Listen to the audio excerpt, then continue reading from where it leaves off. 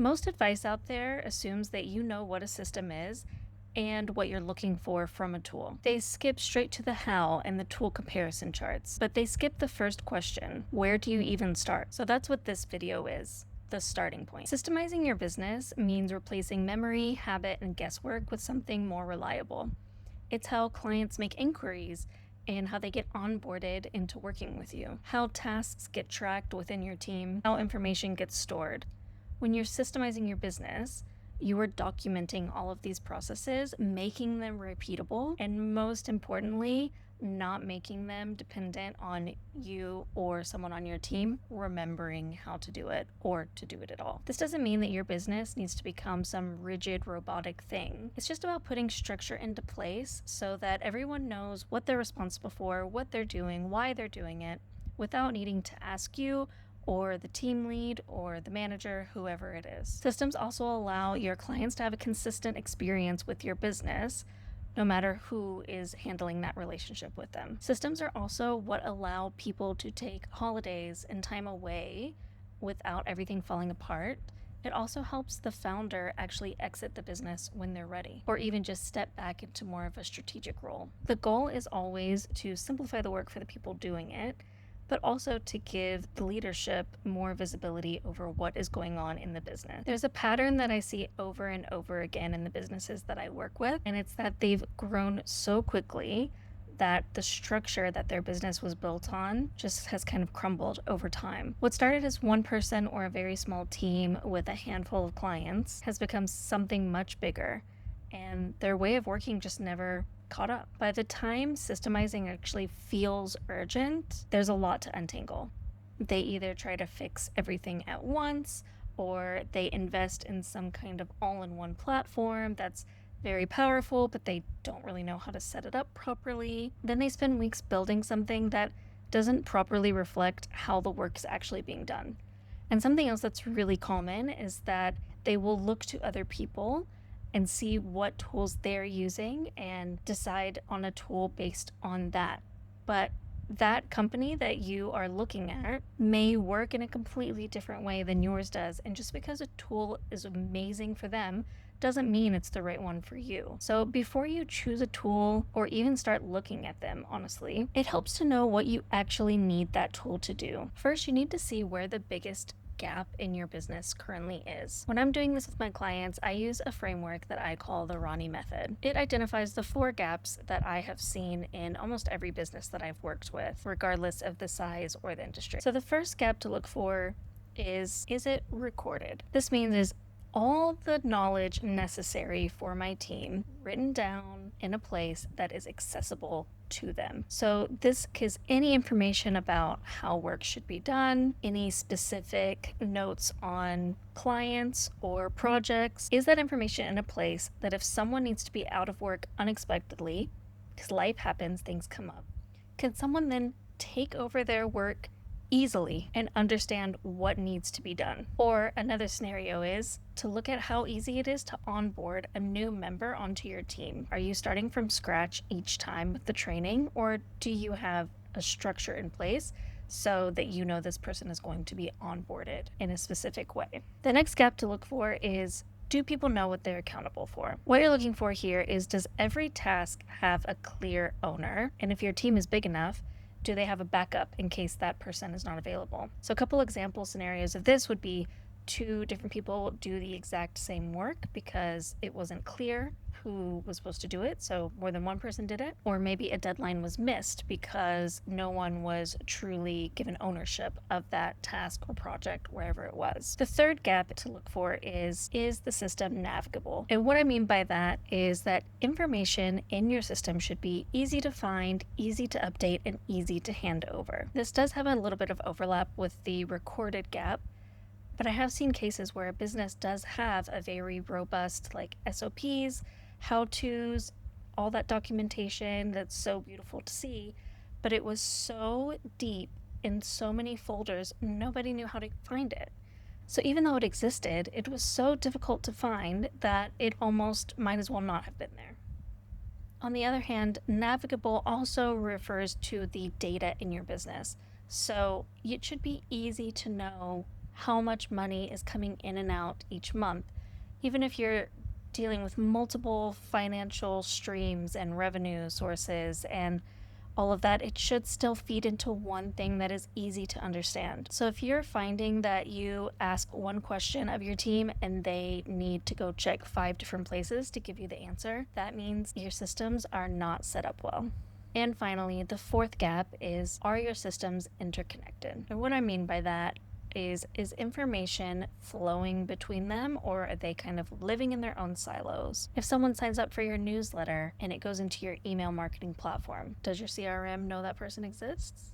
When someone makes their first payment, does your project management tool now know that that project is confirmed? This one leads to the most duplication of effort. When you're able to close all 4 of these gaps, your business becomes very calm. When one or more of these is missing from your business, that's when you're going to really be feeling that friction and pressure. So once you've taken a honest look at your business from this lens, looking at the way your systems are operating, and you know which ones are the biggest gaps, I would actually recommend starting with the one that is the easiest to close. And usually that is accountability. So how you can close that gap is by getting one single place for all the tasks in your business. I'm talking about client work and internal work. I do not mean a spreadsheet. I do not mean sticky notes. I do not mean email thread, Slack channel.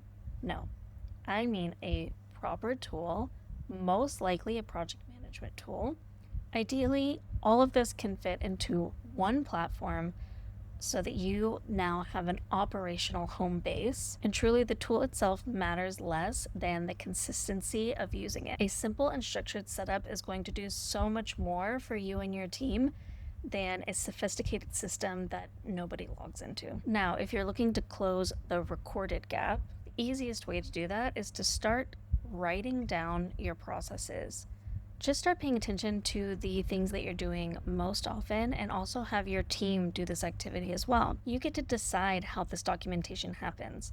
So it can be something like recording a voice note on how you're thinking through a project, and then just making sure you put it into the system so people can find it.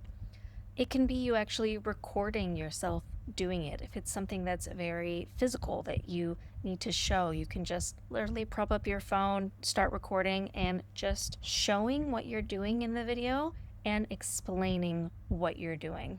And then just put that video where you're going to keep the documentation. So just think about what is going to be the easiest, most efficient way for someone to understand this process. It can just be a simple written down 3 steps. It doesn't have to be more than that. But really the key is that once you've made it, have someone who's never done that process before try to follow your directions. If they have questions or have any feedback, just make sure you update the document or whatever it is to address those questions. It will take time to get all the processes documented. Don't feel like you need to do this every day. Try to do it as these tasks are coming up. But getting this information out of your head and out of your team members' heads is going to help you so much in the long run.